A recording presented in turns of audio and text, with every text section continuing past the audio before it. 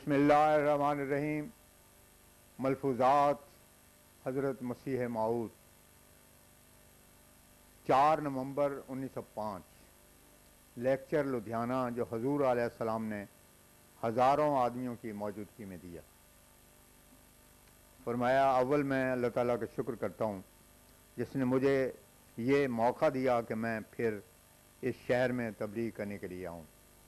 میں اس شہر میں 14 برس کے بعد آیا ہوں، اور میں ایسے وقت اس شہر سے گیا تھا جب کہ میرے ساتھ چند آدمی تھے، اور تکفیر اور تکذیب اور دجال کہنے کے بازار گرم تھا، اور میں لوگوں کی نظر میں اس انسان کی طرح تھا جو مطرود اور مخذول ہوتا ہے، اور ان لوگوں کے خیال میں تھا کہ تھوڑے دنوں میں یہ جماعت مردود ہو کر منتشر ہو جائے گی اور اس سلسلے کا نام و نشان مٹ جائے گا۔ چنانچہ اس غرض کے لیے بڑی بڑی کوششیں اور منصوبے کیے گئے، اور ایک بڑی بھاری سازش میرے خلاف یہ کی گئی کہ مجھ پر اور میری جماعت پر کفر کا فتویٰ لگایا گیا، اور سارے ہندوستان میں اس فتوے کو پھیرایا گیا۔ میں افسوس سے ظاہر کرتا ہوں کہ سب سے اول مجھ پر کفر کا فتویٰ اس شہر کے چند مولوی نے دیا،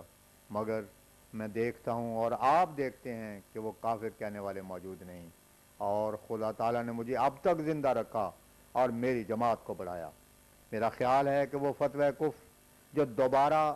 میرے خلاف تجویز ہوا ہے، اسے ہندوستان کے تمام بڑے شہروں میں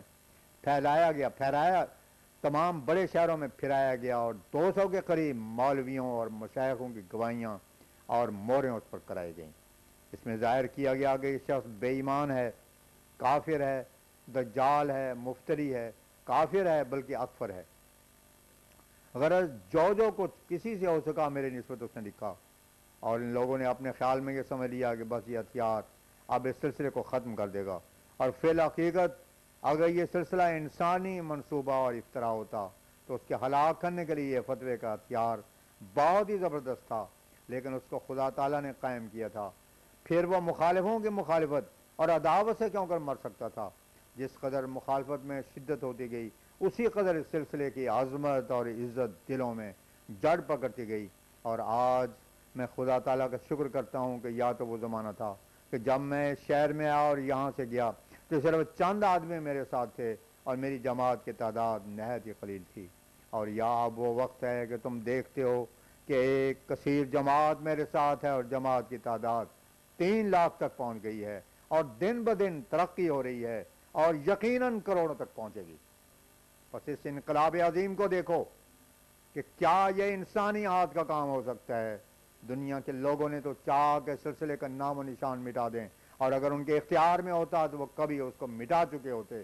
مگر یہ اللہ تعالیٰ کا کام ہے۔ وہ جن باتوں کا ارادہ فرماتا ہے دنیا ان کو روک نہیں سکتی، اور جن باتوں کا دنیا ارادہ کرے مگر خدا تعالیٰ ان کا ارادہ نہ کرے وہ کبھی ہو نہیں سکتی ہیں۔ غور کرو، میرے معاملہ میں کل علماء اور پیر زادے اور گدی نشین مخالف ہوئے، اور دوسرے مذہب کے لوگوں کو بھی میری مخالفت کے لیے اپنے ساتھ ملایا۔ پھر میری نسبت ہر طرح کی کوشش کی، مسلمانوں کو بدزر کرنے کے لیے مجھ پر کفر کا فتویٰ دیا، اور پھر جب اس تجویز میں بھی کامیابی نہ ہوئی تو پھر مقدمات شروع کیے، خون کے مقدمے میں مجھے پھنسایا، اور ہر طرح کی کوششیں کی کہ میں سزا پا جاؤں۔ ایک پادری کے قتل کا الزام مجھ پر لگایا گیا۔ اس مقدمے میں مولوی محمد حسین نے بھی میرے خلاف بڑی کوشش کی اور خود شہادت دینے کے واسطے کیا۔ وہ چاہتا تھا کہ میں پھنس جاؤں اور مجھے سزا ملے۔ مولوی محمد حسین کی یہ کوشش ظاہر کرتی تھی کہ وہ دلائل اور براہین سے عاجز ہے، اس لیے کہ یہ قاعدے کی بات ہے کہ جب دشمن دلائل سے عاجز ہو جاتا ہے اور براہین سے ملزم نہیں کر سکتا تو ایذاء قتل کی تجویز کرتا ہے، اور وطن سے نکال دینے کا ارادہ کرتا ہے، اور اس کے خلاف مختلف قسم کے منصوبے اور سازشیں کرتا ہے، جیسا کہ حضرت صلی اللہ علیہ وسلم کے مقابلہ میں جب کفار عاجز آ گئے اور ہر طرح سے ساکت ہو گئے تو آخر انہوں نے بھی اس قسم کے ہیلے سوچے کہ آپ کو قتل کر دیں یا قید کر دیں یا آپ کو وطن سے نکال دیا جاوے۔ حضرت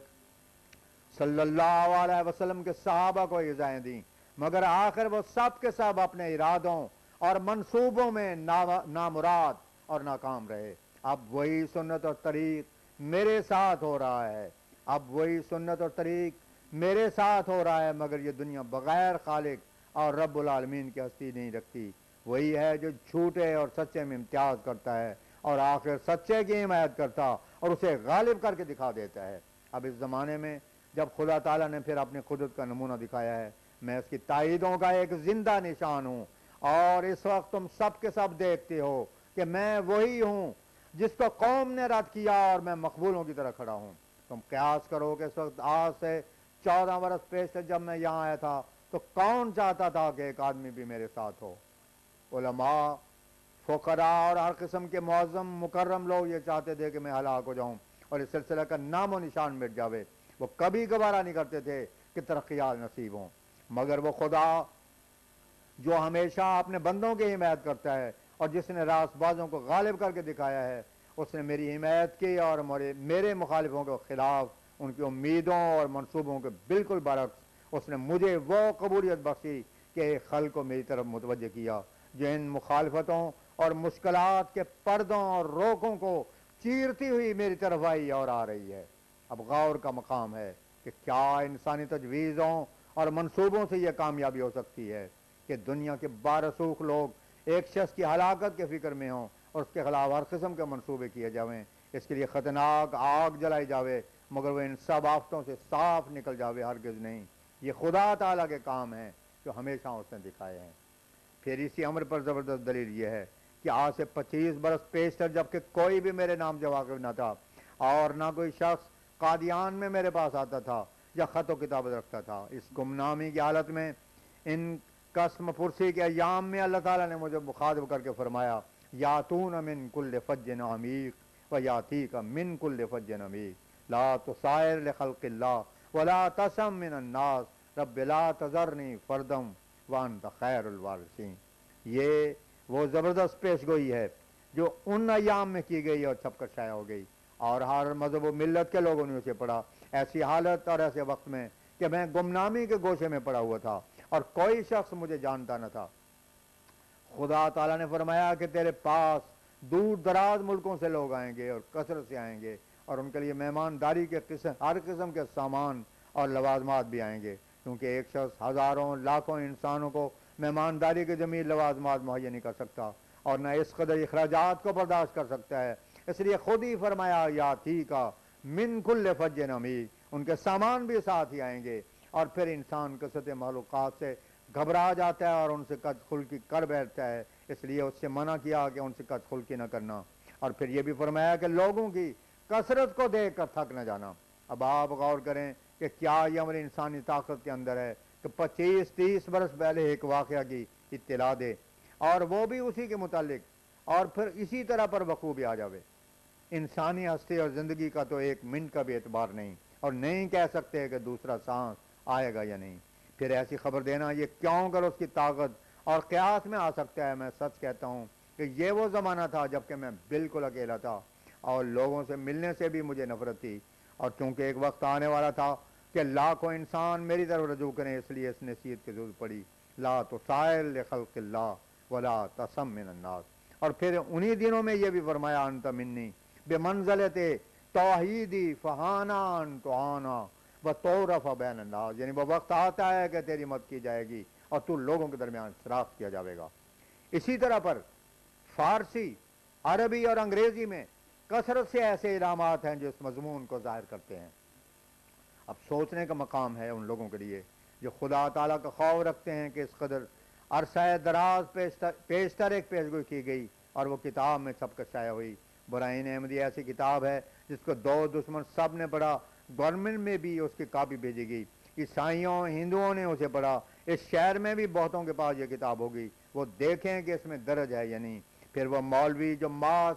عداوت کی وجہ سے مجھے دجال اور کذاب کہتے ہیں اور یہ بیان کرتے ہیں کہ کوئی پیشگوئی پوری نہیں ہوئی، شرم کریں اور بتائیں کہ اگر یہ پیشگوئی نہیں تو پھر اور پیشگوئی کس کو کہتے ہیں۔ یہ وہ کتاب ہے جس کا ریویو مولوی ابو سعید محمد حسین بٹالوی نے کیا ہے، کیونکہ وہ میرے ہم سبق تھے، اس لیے اکثر قادیان آیا کرتے تھے، وہ خوب جانتے ہیں، اور ایسے ہی قادیان، بٹالہ، امرتسر اور گدو نواح کے لوگوں کو خوب معلوم ہے کہ اس وقت میں بالکل اکیلا تھا اور کوئی مجھے جانتا نہ تھا، اور اس وقت کی حالت سے اندولاک دورس قیاس معلوم ہوتا تھا کہ میرے جیسے گمنام آدمی پر ایسا زمانہ آئے گا کہ لاکھوں آدمی اس کے ساتھ ہو جائیں گے۔ میں سچ کہتا ہوں کہ میں اس وقت کچھ بھی نہ تھا، تنہا و بے کس تھا۔ خود اللہ تعالیٰ اس زمانے میں مجھے یہ دعا سکھاتا ہے، رب لا تذرنی فردم وانت خیر الوارثین۔ یہ دعا اس لیے سکھائی کہ وہ پیار رکھتا ہے ان لوگوں سے جو دعا کرتے ہیں، کیونکہ دعا عبادت ہے۔ اور اس نے فرمایا ادعونی استجب لکم،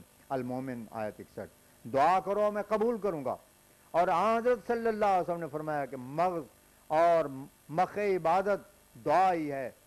اور دوسرا اشارہ اس میں یہ ہے کہ اللہ تعالیٰ دعا کے پہرائے میں سکھانا چاہتا ہے کہ تو اکیلا ہے، اور ایک وقت آئے گا کہ تو اکیلا نہ رہے گا۔ اور میں پکار کر کہتا ہوں کہ جیسا یہ دن روشن ہے، اسی طرح یہ پیش گوئی روشن ہے، اور یہ امر واقعی ہے کہ میں اس وقت اکیلا تھا، کون کھڑا ہو کر کہہ سکتا ہے کہ تیرے ساتھ جماعت تھی؟ مگر اب دیکھو کہ اللہ تعالیٰ کے ان وعدوں کے موافق اور اس پیش گوئی کے موافق جو اس نے ایک زمانہ پہلے خبر دی، ایک کثیر جماعت میرے ساتھ کر دی۔ ایسی حالت اور صورت میں اس عظیم الشان پیش گوئی کو کون جھٹلا سکتا ہے؟ جبکہ اسی کتاب میں یہ پیش گوئی بھی موجود ہے کہ لوگ خطرناک طور پر مخالفت کریں گے اور جماعت کو روکنے کے لیے ہر قسم کی کوششیں کریں گے، مگر میں ان سب کو نامراد کر دوں گا۔ پھر برائن احمدیہ میں یہ بھی پیش گوئی کی گئی تھی کہ جب تک پاک پلید میں فرق نہ کر لوں گا نہیں چھوڑوں گا۔ ان واقعات کو پیش کر کے میں ان لوگوں کو مخاطب نہیں کرتا جن کے دلوں میں خدا تعالیٰ کا خوف نہیں، اور جو گویا یہ سمجھتے ہیں کہ ہم نے مرنا ہی نہیں، وہ خدا تعالیٰ کے کلام میں تعریف کرتے ہیں، بلکہ میں ان لوگوں کو مخاطب کرتا ہوں جو اللہ تعالیٰ سے ڈرتے ہیں اور یقین رکھتے ہیں کہ مرنا ہے اور موت کے دروازے قریب ہو رہے ہیں۔ اس لیے کہ خدا تعالیٰ سے ڈرنے والا ایسا گستاخ نہیں ہو سکتا۔ وہ غور کریں کہ کیا 25 برس پیشتر ایسی پیش گوئی کرنا انسانی طاقت اور قیاس کا نتیجہ ہو سکتا ہے؟ پھر ایسی حالت میں کہ کوئی اسے جانتا بھی نہ ہو اور ساتھ ہی یہ پیش گوئی بھی ہو کہ یہ لوگ مخالفت کریں گے مگر وہ نامراد رہیں گے۔ مخالفوں کے نامراد رہنے اور اپنے بامراد ہو جانے کی پیش گوئی ایک خارق عادت امر ہے۔ اگر اس کے ماننے میں کوئی شک ہے تو پھر نظیر پیش کرو۔ میں دعویٰ سے کہتا ہوں کہ حضرت آدم سے لے کر اس وقت تک کسی مفتری کے نظیر دو جس نے 25 برس پیشتر اپنی گمنامی کی حالت میں ایسی پیش گوئیاں کی ہوں اور وہ یوں روز روشن کی طرح پوری ہو گئی ہوں۔ اگر کوئی شخص ایسے نظیر پیش کر دے تو یقیناً یاد رکھو کہ یہ سارا سلسلہ اور کاروبار باطل ہو جائے گا، مگر اللہ تعالیٰ کے کاروبار کو کون باطل کر سکتا ہے؟ یوں تکذیب کرنا اور بلا وجہ معقول انکار اور استہزاء یہ حرام زادے کا کام ہے، کوئی حلال زادہ ایسی جرت نہیں کر سکتا۔ میں اپنی سچائی کو اسی پر حاصل کر سکتا ہوں اگر تم میں کوئی سلیم دل رکھتا ہو۔ خوب یاد رکھو کہ یہ پیش گوئی کبھی رد نہیں ہو سکتی جب تک اس کے نظیر پیش نہ کی جاوے۔ میں پھر کہتا ہوں کہ یہ پیش گوئی برائن احمدیہ میں موجود ہے، جس کا ریویو مولوی ابو سعید نے لکھا ہے۔ اسی شہر میں مولوی محمد حسن اور منشی محمد عمر وغیرہ کے پاس ہوگی۔ اس کا نسخہ مکہ، مدینہ، بخارا تک پہنچا۔ گورنمنٹ کے پاس اس کی کاپی بھیجی گئی۔ ہندوؤں، مسلمانوں، عیسائیوں، برہموں نے اسے پڑھا، اور وہ کوئی گمنام کتاب نہیں بلکہ وہ شہرت یافتہ کتاب ہے۔ کوئی بڑا آدمی جو مذہبی مذاق رکھتا ہو اسے بے خبر نہیں ہے۔ پھر اس کتاب میں یہ پیش گوئی لکھی ہوئی موجود ہے کہ ایک دنیا تیرے ساتھ ہو جائے گی، دنیا میں تجھے شہرت دوں گا، تیرے مخالفوں کو ناکام اور نامراد رکھوں گا۔ اب بتاؤ کہ کیا یہ کام کسی مفتری کا ہو سکتا ہے؟ اگر تم یہی فیصلہ دیتے ہو کہ ہاں مفتری کا کام ہو سکتا ہے تو پھر اس کے لیے نظیر پیش کرو۔ اگر نظیر دکھا دو تو میں تسلیم کر لوں گا کہ میں جھوٹا ہوں، مگر کوئی نہیں جو اس کے نظیر دکھا سکے۔ اور اگر تم اس کے نظیر نہ پیش کر سکو اور یقیناً نہیں کر سکو گے تو پھر میں تمہیں یہی کہتا ہوں کہ خدا تعالیٰ سے ڈرو اور تکذیب سے باز آ جاؤ۔